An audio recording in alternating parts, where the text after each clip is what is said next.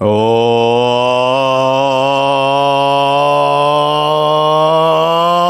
welcome to the Russ Joy Show. I'm Russ Joy. You figured that out because you're smart. It's also the name of the show. It is 10 something a.m. It's fine. Everything's fine. USA, USA. Hey, Americans won the gold medal in U.S. men's hockey, U.S. women's hockey. It is a great day to wake up in these United States of America as Canada has now officially lost the one thing that they were supposed to be better at than the United States of America. It is over.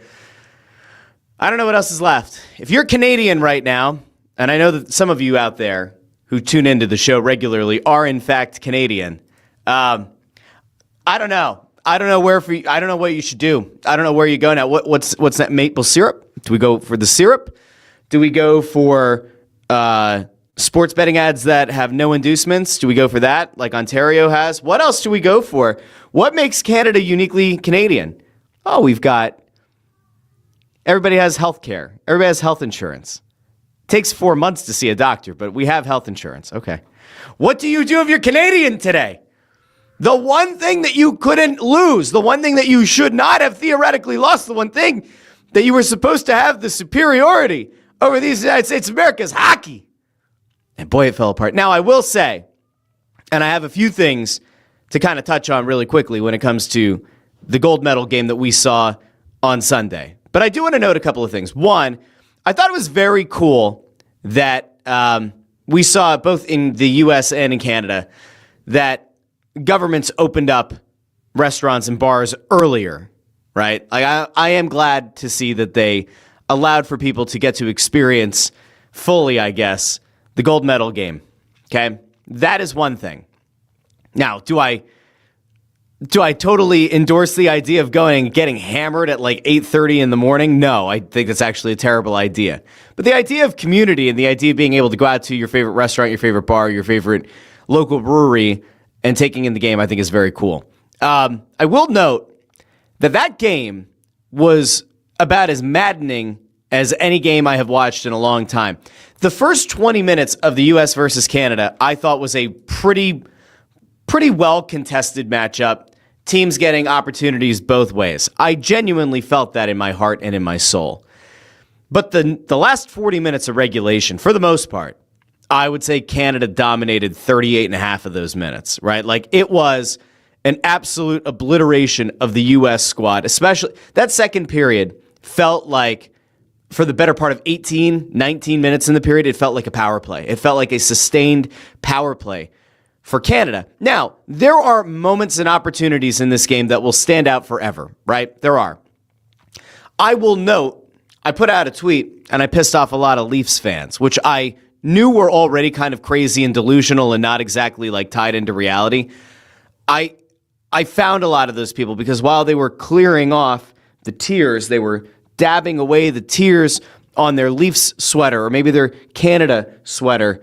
They then had to go out and defend Austin Matthews, which we'll get to in a second. But there were multiple opportunities in this game for Canada to put this game away.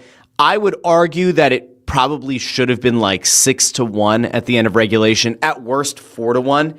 But Connor Hellebuyck played the game of his life. Connor Hellebuyck has now, in my mind, exercised the demons and silenced the critics who said he's not a big game goalie. That has to be done and dusted at this point. The man played absolutely out of his mind in every conceivable way.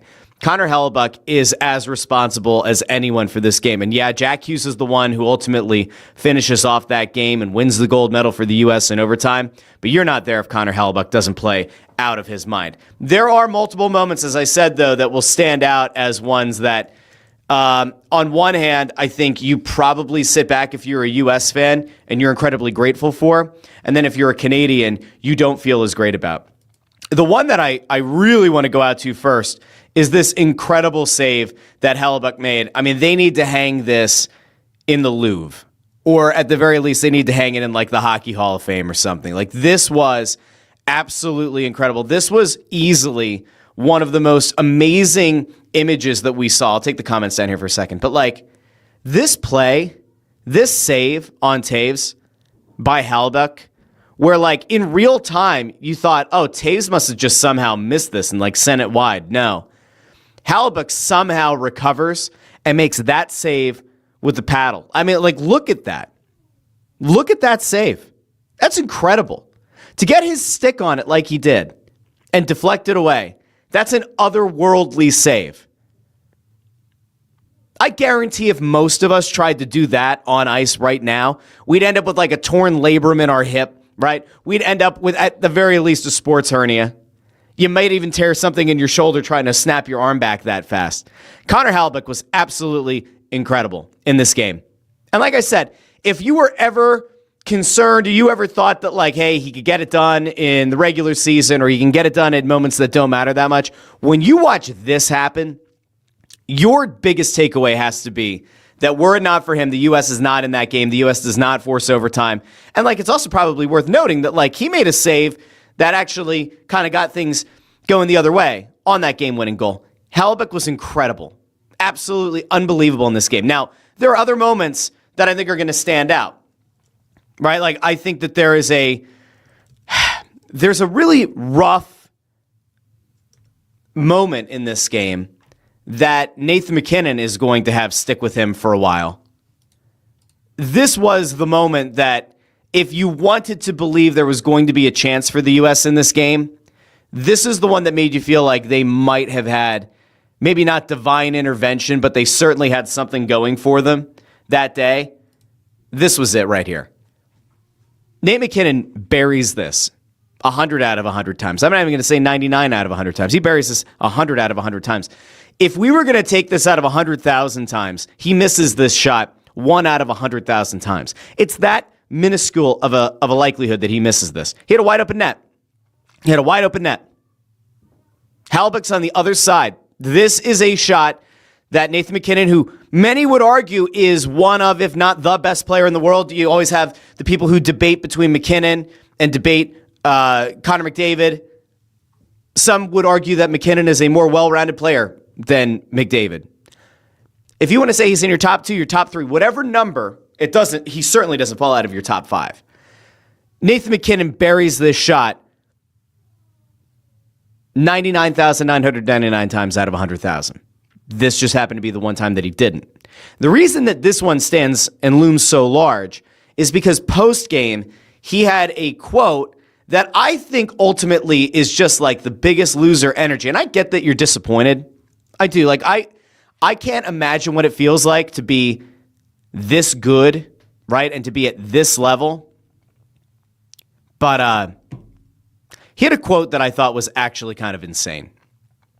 This is Nathan McKinnon after the game. This is after Canada loses the gold medal game to the U.S. He says, quote, "It's been close for a while. You know, they're an amazing, skilled group of players. I just felt like it wasn't going to be. You guys can be the judge of who the better team was tonight. But they won. We lost." Now, that's the full quote. Because there were people who were going out and just putting out the, "you guys can be the judge of who the better team was tonight." That was the quote that went viral. That's the extended quote. I'll actually bring it up here on the screen for everybody to see, just in case you're, hell-bent on, for whatever reason, wanting to see this in totality. But this is the quote. This was Nathan McKinnon's full quote about what happened in that game and whether or not Canada was the better team or not.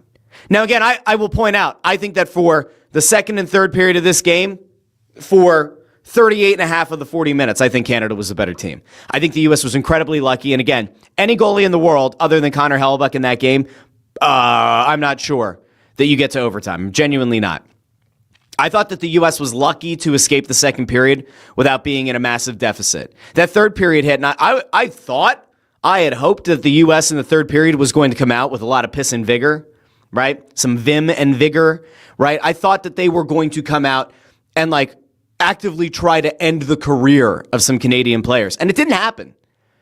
Canada dominated that third period largely as well. There were a few moments in the third where it felt like the U.S. might be able to counter, right? That they would get an odd man rush going the other way and they might be able to capitalize. And there was a shot. Let's not forget, there was a shot. Forget who took it. There was a shot, though, in this game that was a double doink. Hit the right post and then shot across to the left post and ricocheted off there as well. So it's not as if the U.S. didn't put pucks on net, but for a good chunk of this game, they were outshot 2-1 by Canada. So this was not the highly contested or hotly contested, where it felt like at any moment anything could happen either way, and it was two heavyweight boxers going the distance. I genuinely felt like Canada dominated most of this game. And yet, you get to overtime. And when you get to overtime, all bets are off. And while there used to be a 4-on-4, you go down to 3-on-3. Now, do I love the Olympic final going down to 3-on-3? I don't. I don't at all. I like 3-on-3 in the NHL to end games in the run of play. I'm not a big fan of the shootout in the NHL. I would rather see a game end in the run of play, even if it's 3-on-3. But when it's the gold medal game, I don't like 3-on-3.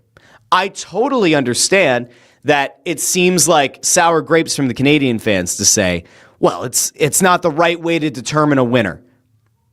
And then just kind of ignore the fact that Canada, probably would have celebrated just as vociferously as ever if they had won in a 3-on-3 overtime. I will note, I don't think 3-on-3 is the right way to end it. I will not say that it's as stupid, but like the World Cup final can end on penalty kicks, which I hate. I hate that too.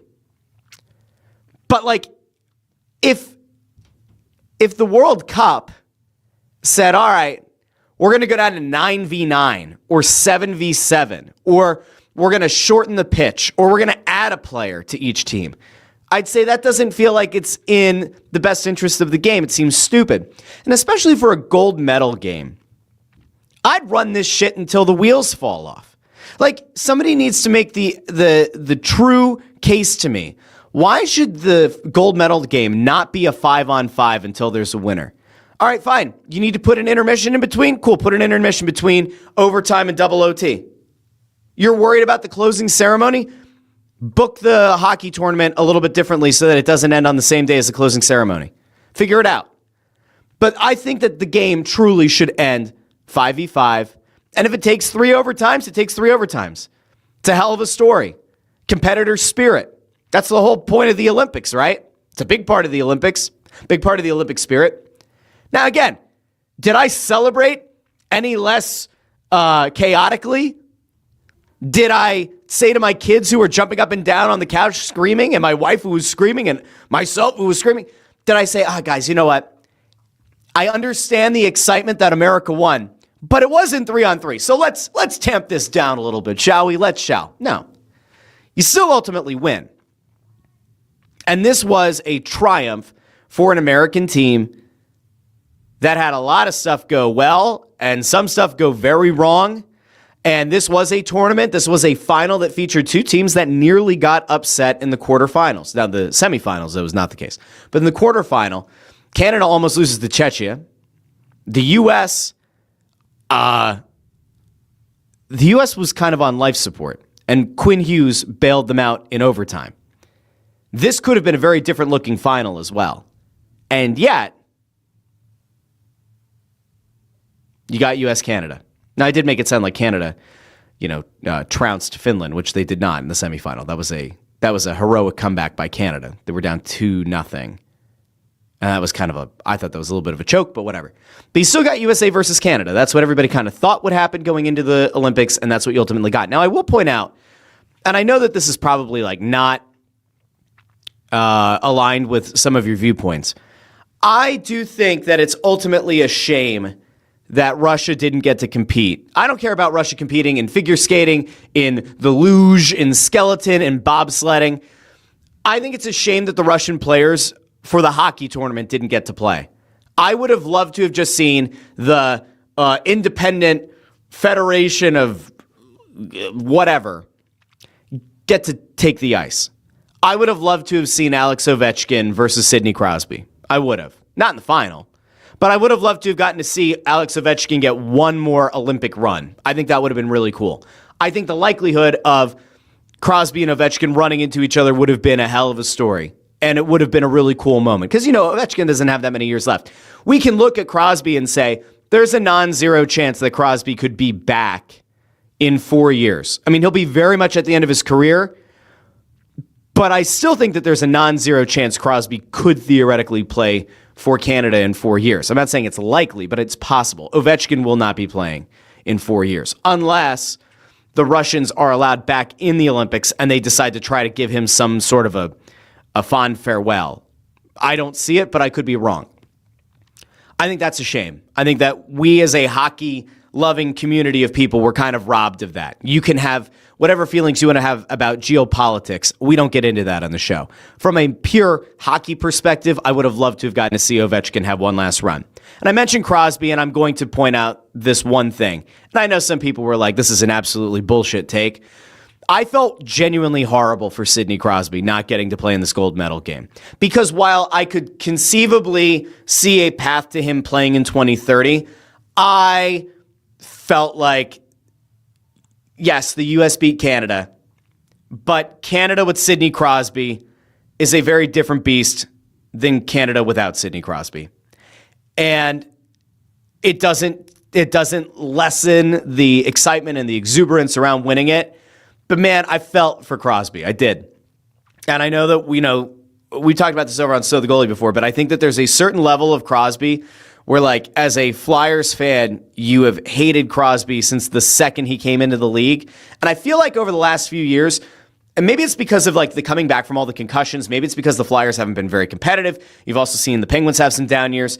I think a lot of the vitriol for Crosby has kind of passed. And what you see now is a guy that is still going to go down as one of the all-time greats. And there will always be an appreciation for that guy. And I think that you've seen that a lot across the league. Crosby was a very hated guy in a bunch of markets, not just Philadelphia.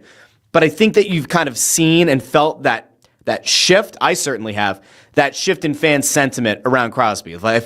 We've done this before. Like, you talk to Flyers fans at a Flyers-Penguins game and say, hey, what do you think about Crosby? And where it used to be like, fuck that guy, it's now kind of like, yeah, I mean, he's an all-time great. What are you going to do? So I think it's a shame that he didn't get to play in the gold medal game. Radko Gudas leveling him twice. You want to argue they were dirty hits. You want to argue they weren't dirty hits. Are they in the spirit of the Olympics? I don't know. Apparently, reportedly, Crosby was very close to being able to play, but he could not. Now, I did see that with Crosby out, the C went to Connor McDavid. And Connor McDavid has certainly gotten the Stanley Cup Finals, has not won one. And he got to wear the C in this gold medal game for a Canadian team that I think top to bottom you would argue was a more talented team overall. The U.S. really did try to stack their team to have an excellent penalty kill, which it did. Their special teams were fantastic, especially on the penalty kill in this Olympics. But you would probably line these teams up head-to-head and say, yeah, the Canadian team is better and probably clears the U.S. by a bit, at least in terms of top shelf skill. I saw Colby Cohen put out over on Twitter, and I might try to have Colby on at some point in the not-too-distant future. He threw out that kind of thought about how there needs to be a conversation around the always the bridesmaid, never the bride for McDavid. I don't think that this is a poor reflection on him as a captain that Canada lost this game. But I will point out, I tend to think that if Sidney Crosby had played in this game, Canada finds a way to find a second goal. I'm not saying that it would have happened for sure.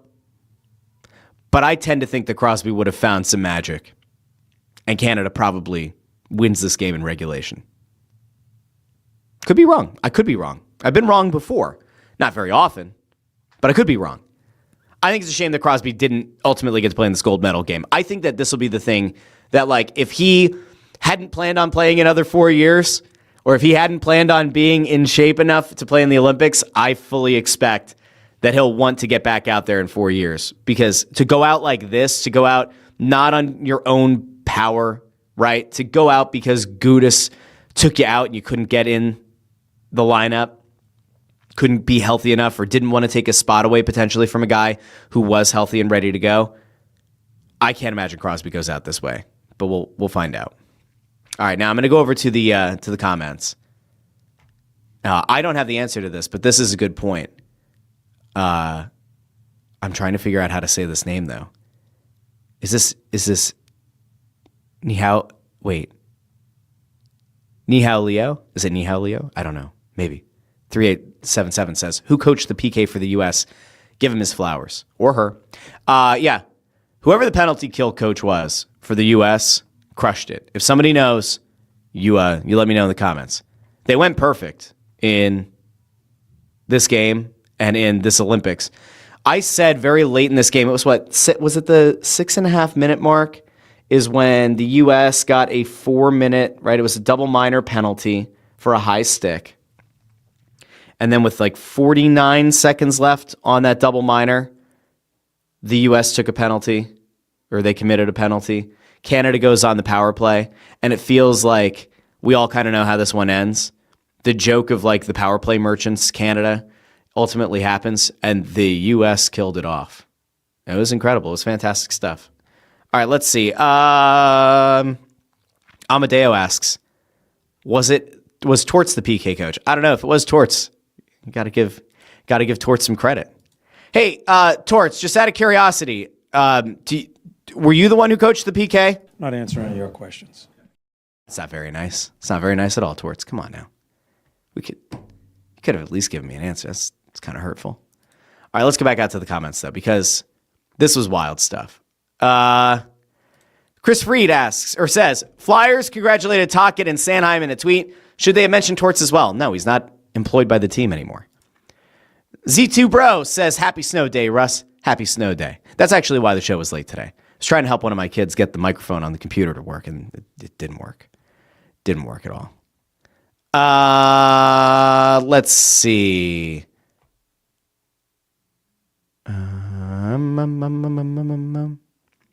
Nick Abe says Canada will win the next few. Bedard, Celebrini, Schaefer, Dupont, McKenna, Martone, Misa, Fanta. We don't have to. Nick Abe, don't do this today. All right, we don't need to think about all the young studs that Canada has coming. All right, we don't need that. No one needs that. Okay. Landros, too, says Canada played as well as they could, need to bury chances. Didn't like 3-on-3, but they had 60 minutes to not need that. Let's see. Where are we at? We got a lot of back and forth about the Canadian team. Ford is doing the Lord's work. Says Ford is helping his daughter with virtual school and listening to this and working. Good job, Ford. B. Condor's here, dropping the U.S. flags. Adam Glickus is here with the USA hockey. K-Dub dropping the flags as well. I asked what Canada does better than the U.S. Adam Glickus drops this one. I don't know. Eric Whitman 3 over on YouTube says it's time to be the 51st state. Do you remember? I think I put this thing out not that long ago, but there was apparently the clandestine meeting between Alberta's leadership and the U.S. Alberta's not going to become the 51st state. I don't think. Probably not. Let's see. King Alfred USA says, I do not know if Canadian legislation changed it, but lacrosse, at least up to the 90s, was Canada's national sport by law. Also, lacrosse will be an Olympic sport in the 2028 LA Olympics. So there you go. King Alfred has something that Canada might be better at than the U.S. Let's see. There was another thing that I wanted to show you guys, but I'll go to this real quick. K-Dub 1323 says you can give him all the chances you want. If you don't bury them, you've got no one to blame but yourselves. McKinnon and Taves blew it. Yeah, they both had empty nets that they did not convert. Let's see. Adam Glickus says, I want the Flyers to trade for Binner. That's the guy. You mean Binnington? Nick Abe says, Binnington should never be on a Canadian roster again. That game wasn't his fault. What? Let's see. I'm trying to figure out. There was some. Let's see. Landros says Celebrini missed a couple of one-timers from 15 out as well that he usually doesn't miss. That's true. I am actually going to take you over here, though. This is where I alluded to this earlier, where I pissed off the Leafs fans because Leafs fans are perfectly rational human beings. So I put this out early yesterday, not shortly after the game, but pretty shortly after. And Leafs fans found it, and they lost their ever-loving minds, which was kind of cute and kind of fun. And then a bunch of nameless, faceless accounts really jumped all over it, which I thought was insane. So I tweeted out that Austin Matthews should pick up every bar tab that Connor Hellebuck ever has for the rest of his life. And then I had a bunch of nameless, faceless accounts, and then a couple of other people say, you don't know hockey, you don't know sport. Austin Matthews had a great game. He was a shutdown guy on Connor McDavid. You see the opportunities that he took away. McDavid was held on the score sheet for the first time. I think that was Austin Matthews. Blah, blah. And there's a lot of truth in all of that. There is. But the reason that I tweeted it out was pretty simple. There was an opportunity early in this game, the same way that Canadian fans are chastising Nathan McKinnon for not converting on an empty net. There was a play in this game where Austin Matthews had the opportunity to shoot in close, and a guy of his pedigree you would expect to probably take this shot, and he didn't. And I'm not insane for saying that this would have been a lasting image if the U.S. had lost. People would have come back around to Austin Matthews again because, for better or worse, Austin Matthews is typically one that shoulders blame when the Maple Leafs come up short. Although last year, the Leafs fans ran Mitch Marner off, due in part to the fact that they shit all over Mitch Marner, but they do with Austin Matthews as well. And then there are questions about, well, if Matthews is the captain, shouldn't he be the guy who can ultimately get the job done? Matthews was the captain of this team. Almost immediately after this play happened in the game, you had like Bleacher Report, BR Open Ice, and some other accounts comparing this to the play where Ben Simmons against the Atlanta Hawks in the playoffs passes the ball when he's under the hoop, and like you could just go up with the ball.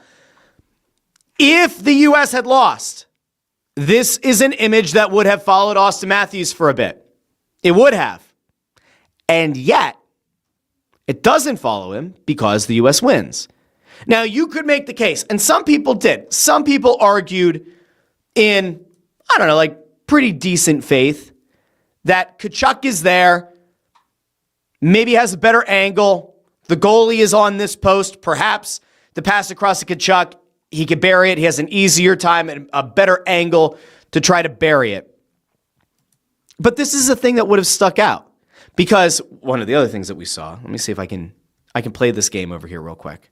There was an image that was going around like this, right? It doesn't show Tkachuk. I like to show context. It was this, and it was that Matthews chose to pass here instead of shoot. Now, when you have the full context of the image, I would agree. Tkachuk is open. Tkachuk does potentially have a better angle to jam this one home. But again, if Connor Hellebuyck doesn't stand on his head, if Connor Hellebuyck doesn't absolutely dominate the Canadians in this game, that image of Matthews choosing to pass instead of shoot probably follows him for a bit and probably compounds a complicated legacy that he's had with the Maple Leafs. So there you go. Simple conversation. Try to keep it simple. So this was the U.S. and Canada.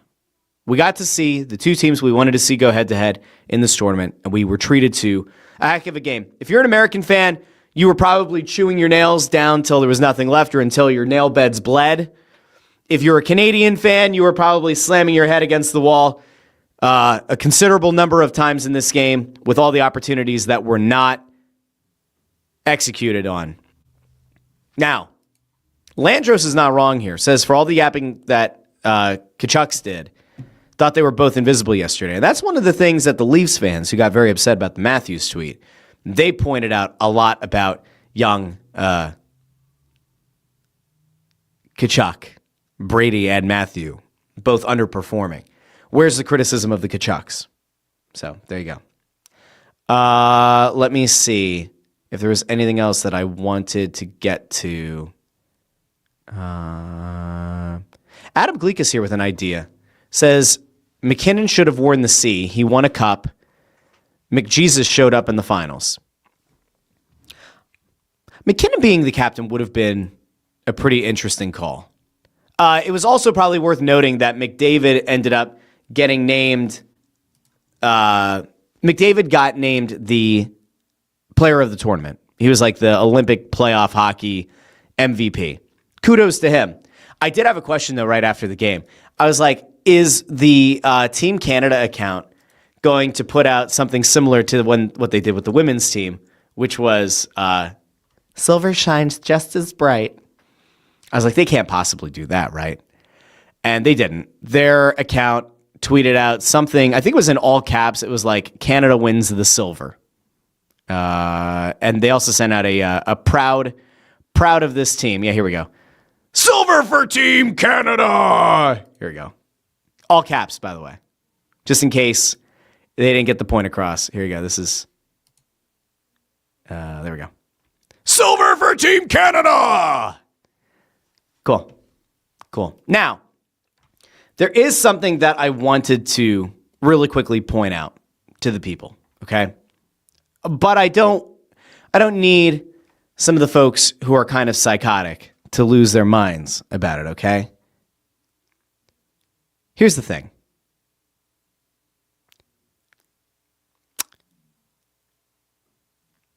There was a post game for the ages. An absolute insane clip that came out.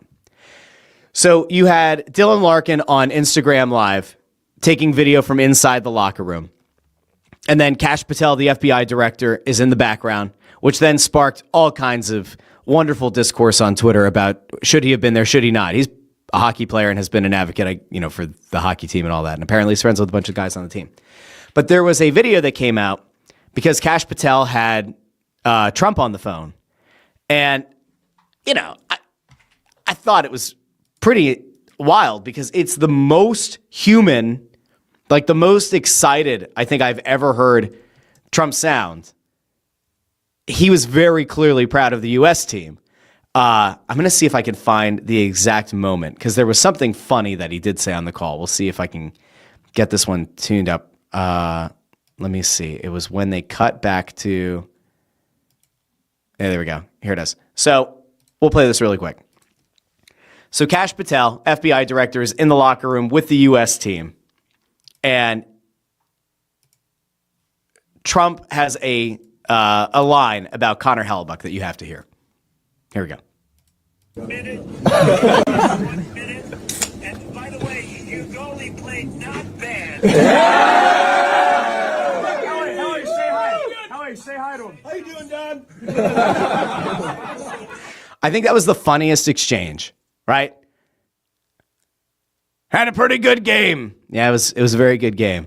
I love the fact that Hellebuck, when he's told, say something back to the president of the United States, he goes, "What up, Don?" I thought that was funny. Now, you might hate Trump. You might hate the fact that these guys talk to the president on a video call or on a call or whatever in the locker room. I think you're an insane person if your big takeaway from this is all these guys should burn.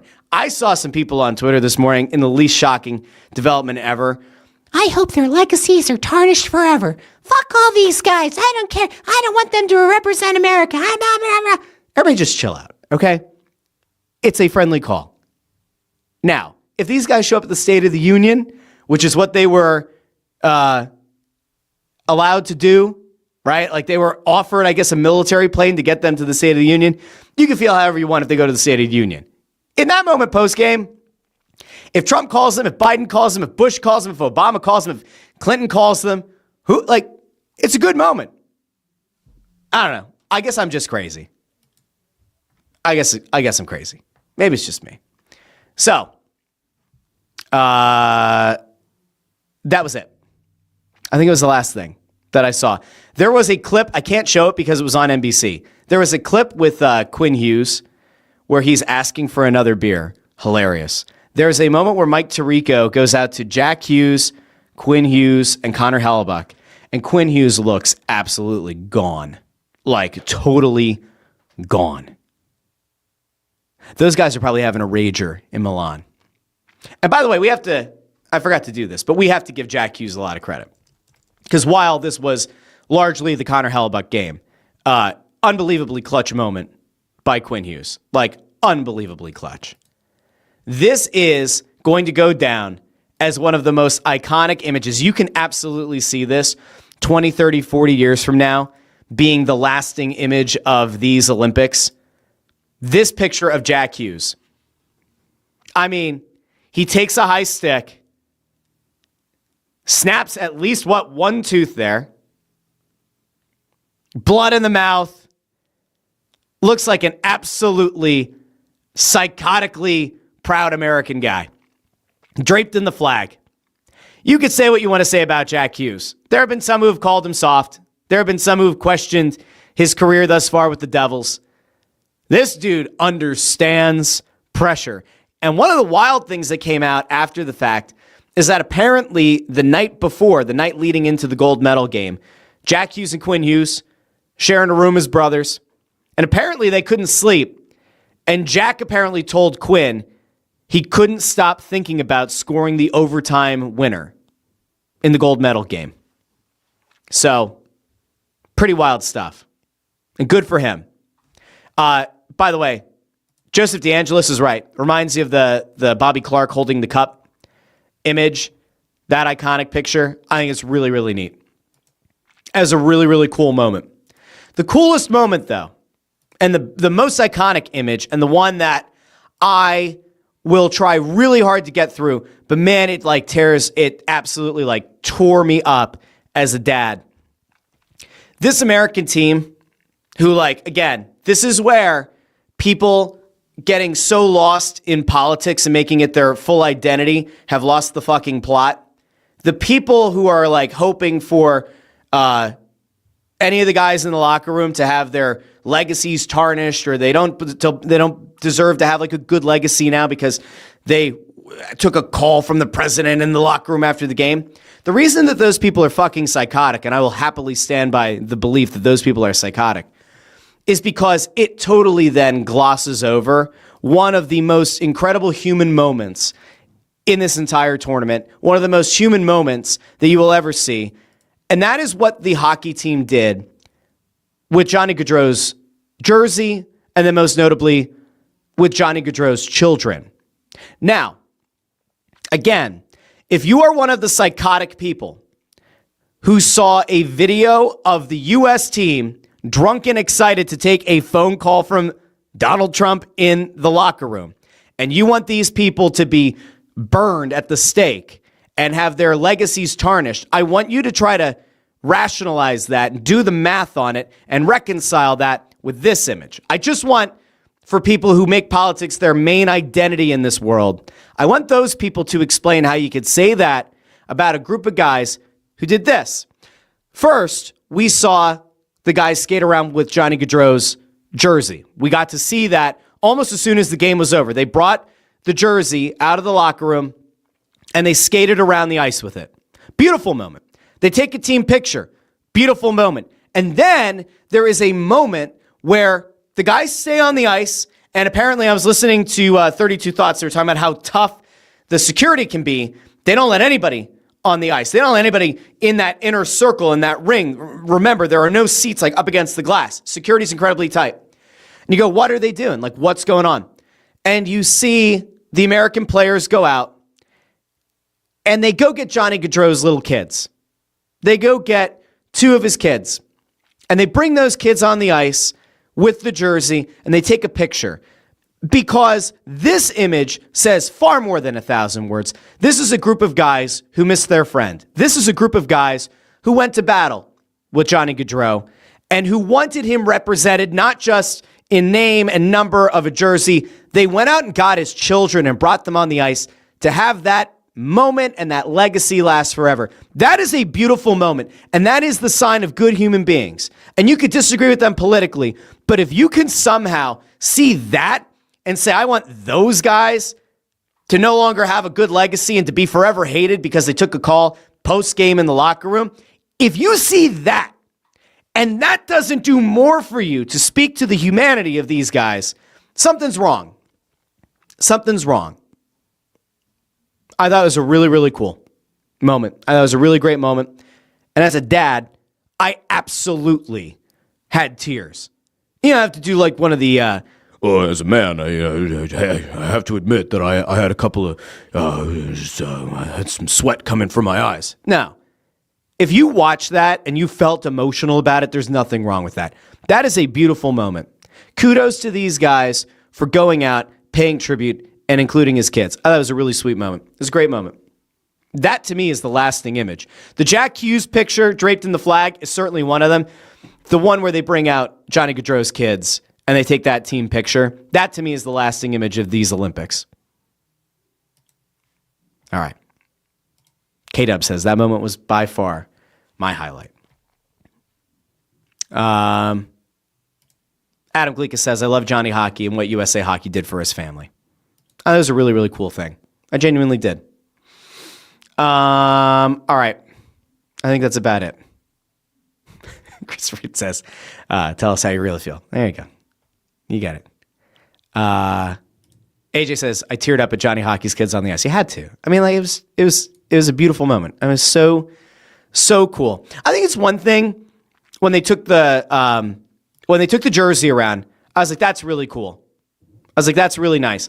When they went and got the kids, and you know what? We have to give kudos. I don't know who was involved in it or who was involved with it, but again, apparently that security perimeter around the rink is like almost impenetrable. Like, there are players who did not get to suit up for the US or Canada in this game, and they weren't allowed to like be down by the rink. They had to be like backstage, right? They weren't allowed at the ice. So think about how tight of a security perimeter there is around that rink. Whoever was involved in figuring out how to get Johnny Gaudreau's kids from the stands down to the ice, kudos to all those people. May they find the most success they've ever had, the best years they've ever had. All the good karma goes their way. Kudos to them for letting it happen. Okay. There we go.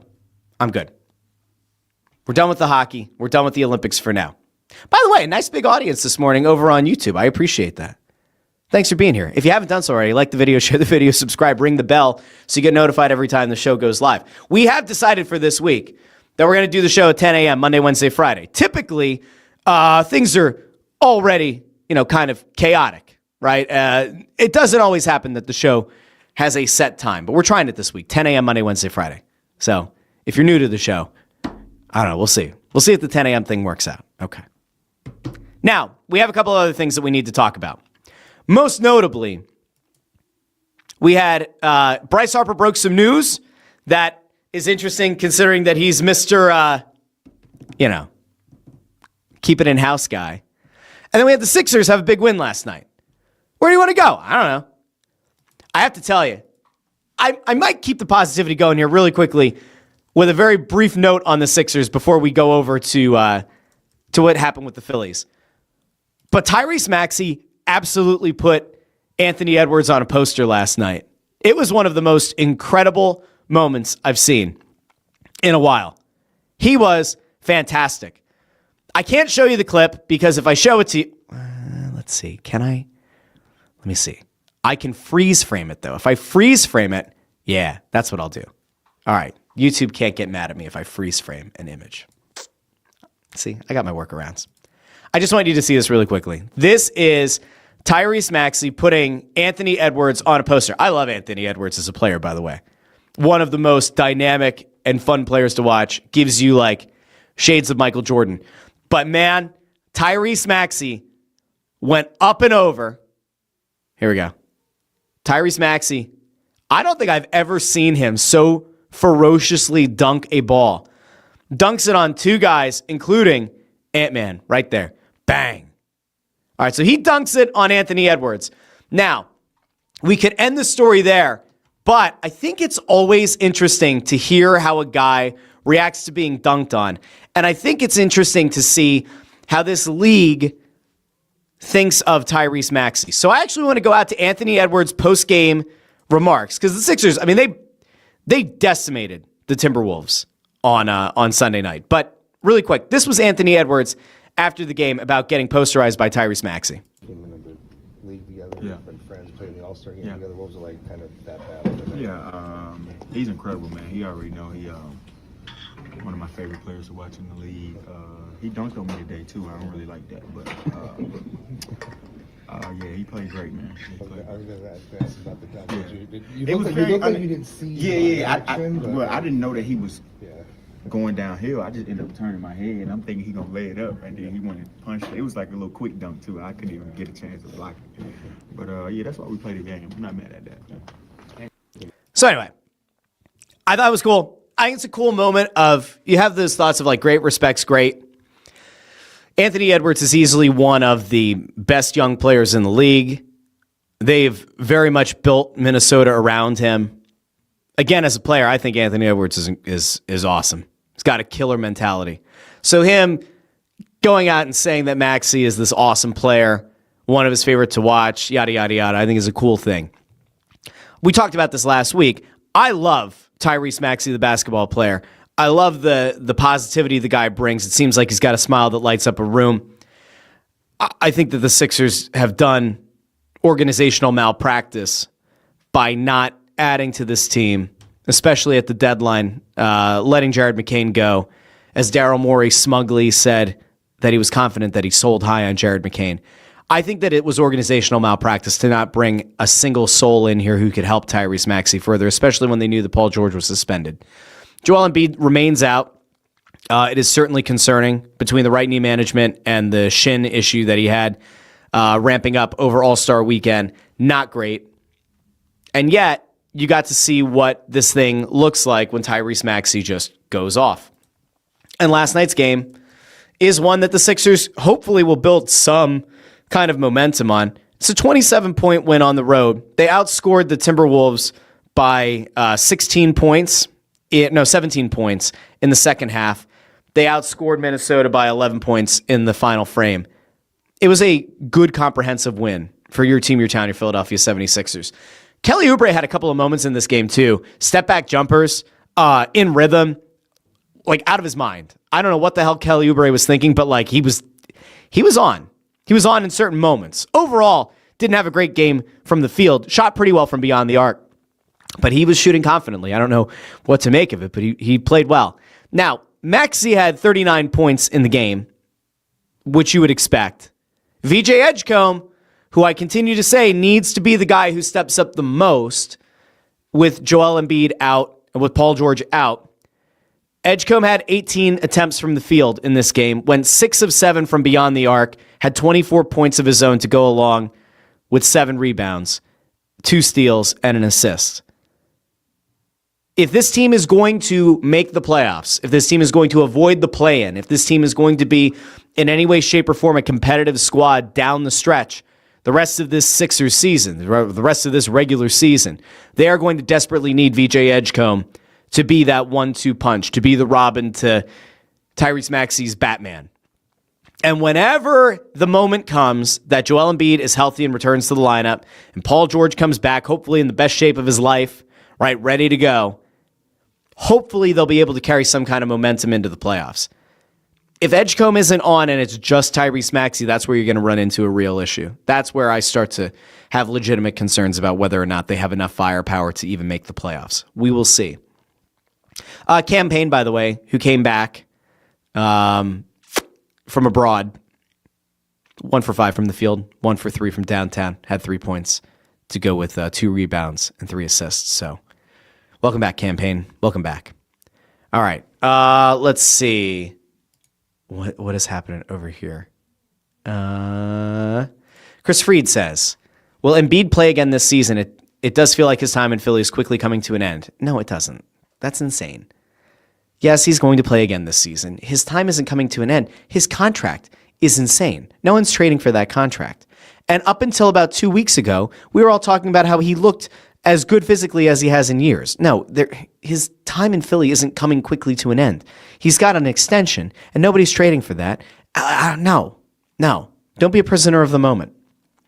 Nick Abe says, I would trade Embiid in the offseason. I don't think any team in the league would take him. And even if you could find a team to take Joel Embiid, my question is, what kind of value are you getting back? You're not going to retain salary. So, what are you going to do?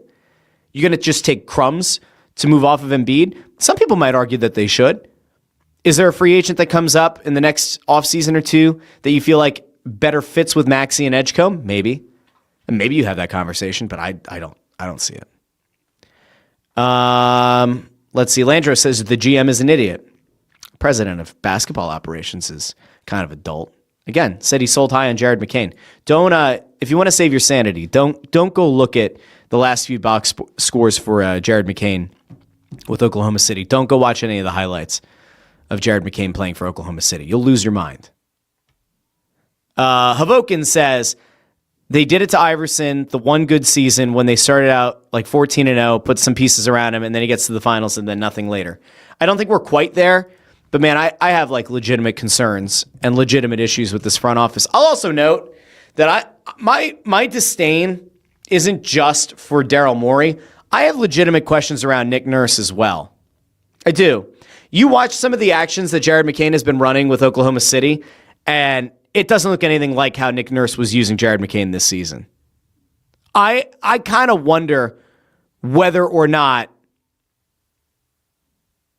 Nick Nurse was part of the reason, if Nick Nurse was behind some of the push to moving off of Jared McCain.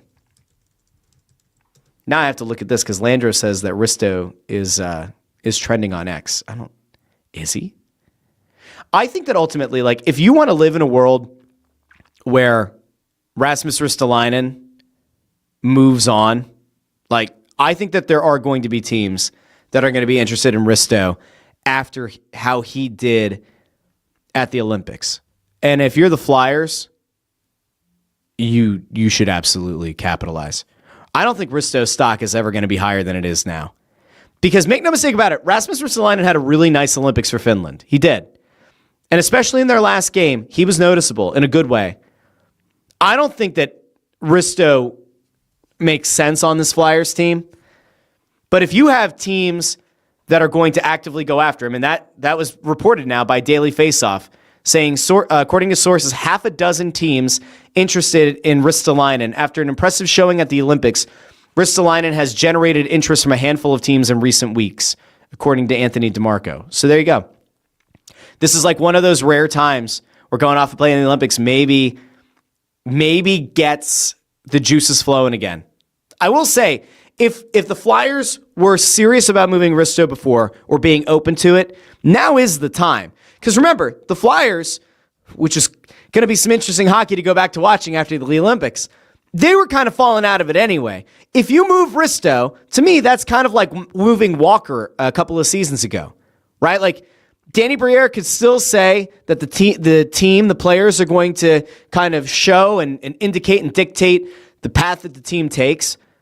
If they move Risto and they can get a first-round pick, which I think is totally feasible, if they can move Risto for a first, or they can move Risto for a first and a prospect or something, you have to do it if you're the Flyers. Absolutely have to do it. Even if you retain some salary to get a better pick or to get a better player, better prospect, hell yeah, you do it. This team isn't close. Risto doesn't make any sense on this squad. Move on. Totally fine. Have at it. The only other player who probably raised his stock significantly is Travis Sanheim, but you're not moving Travis Sanheim. Let's see. Landro says, funny how 5 games changed the Risto narrative. Yep. That's the one beautiful thing about if you go off and you play really well. It could change it. Because remember, before the Olympics, the thought was he has to prove he could stay healthy. Well, he played really well in the Olympics, and now all of a sudden, having this conversation. Havokin says, Russ, did Vladar play make the Flyers better than what they really were? Yeah. The way that Vladar played in the first half of the season absolutely hid a lot of errors and a lot of issues that the Flyers have. 100%. There's no doubt. Linda Joseph says, somewhere Ant is yelling that Russ is wrong and wants to trade everyone. Yeah, he says that. He does. I think you absolutely trade Risto. I've been banging the drum for about 2 years now. Trade Risto whenever his stock is high. Just trade him. Move on. It's okay. He's been a good player for the team. Move on. You can get something of value for him. Cool. Move on. Team's not good enough. He's not like 23. Move on. It's fine. All right, so we got the Sixers, and last thing I want to do is the Phillies. We have to talk about the Phillies. The reason we have to talk about the Phillies is because Bryce Harper did something that he said he wasn't going to do. I mean, if you remember, not that long ago, Bryce Harper was chastising Dave Dombrowski publicly for something that I actually said Dave Dombrowski was correct about, saying that Bryce Harper didn't have an elite season last year. And then Harper has gone on to podcasts and such and then talked to the media and said that he didn't have the season he wanted to, which would inherently kind of imply that he also agrees he didn't have an elite season. But Bryce Harper mentioned that he was under the impression that things were supposed to be kept in-house with the Phillies. And that's what he was told, and that's what he was promised. Okay. Well, Bryce Harper broke some news about one of his teammates, and it wasn't a veteran teammate. He didn't break news about JT Realmuto. He didn't break news about Kyle Schwarber. He broke news about one of their young players, one of the guys that, stood to maybe not make the team out of camp, but certainly could get a look. And if the Phillies were ever actually able to move Alec Boehm, the guy who'd most likely slot into the lineup and be part of the infield is Aidan Miller. Well, I just want you to hear this really quickly because I thought this was somewhat interesting.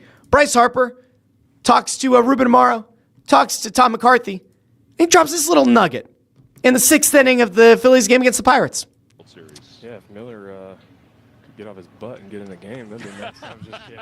Aidan, I'm just kidding, buddy. I need him to get healthy because.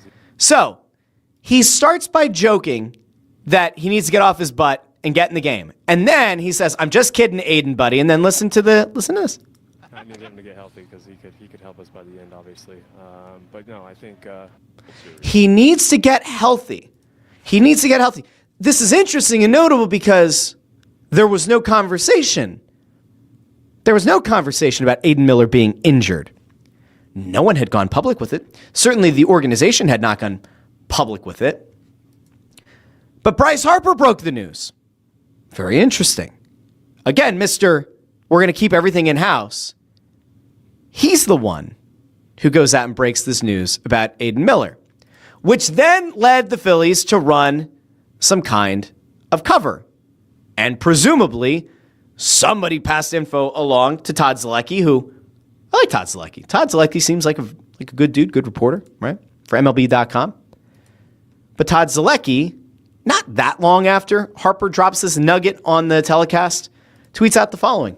Phillies prospect Aidan Miller has a sore back. Phillies want to be careful with him, so he's taking it easy this week, getting treatment. If he was healthy, he would have played yesterday. So, okay. Do we feel better about that? I don't know.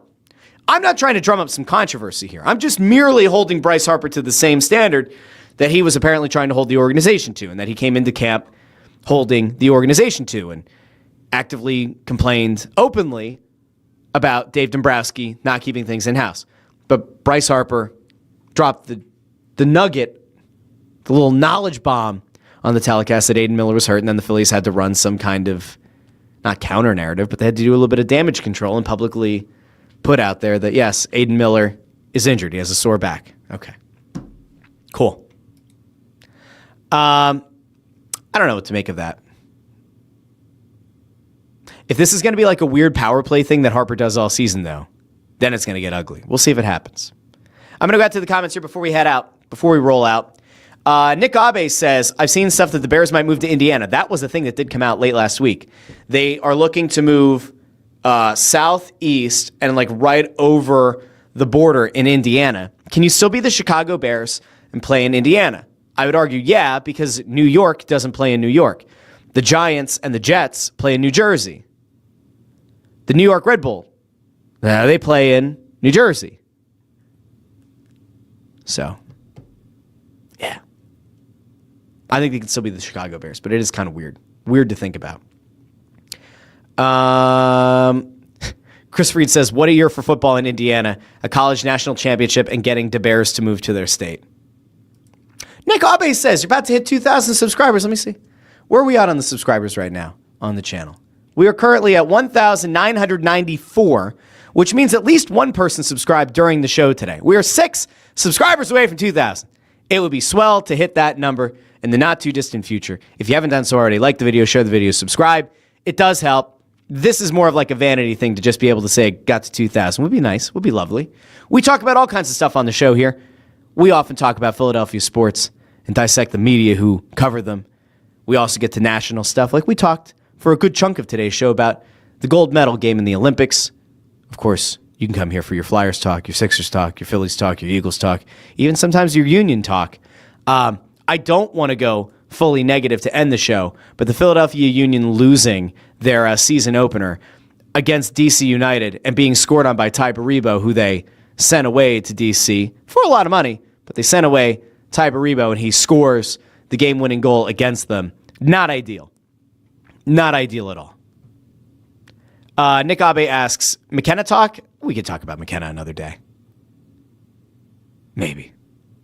Let's see. Linda Joseph says, Bryce is a bigger diva than A.J. Brown. I want you to do me a favor, Len. Call WIP today and throw that out there. Just go do it now. What's 11 o'clock? So you get the midday show, and then you can call the afternoon show, and then tomorrow morning, call the morning show. And I want to see if you can get this to take fire. Can it catch fire? Can you pour gasoline on the fire? I want you to go call each WIP show and throw out the idea that Bryce Harper is a bigger diva than A.J. Brown. Let's see if we can get like 7 different polls going up about it. That'd be a lot of fun. Dark Mingo Quack, by the way, before we roll out, says such a union thing to happen. Yes, getting scored on by their former player who they sent away. Hey, we got another subscriber. We're up to 1,995. Only 5 subscribers to go. We could do like the really awkward, I love WRTI. I talked about this with Kincaid on Friday, but like, I love WRTI. Philadelphia's home for classical and jazz music, right? Loved it since I was a little kid. They do their like member drive, and they talk about how they need your support, they need your financial support and all that lovely stuff. I don't do that. But I will point out that it would be cool to get to 2,000. I'm not going to hold you here against your will until we get to 2,000. Oh, it was Dealey. Thank you, Dealey. Dealey75x3 says you're welcome. Thank you.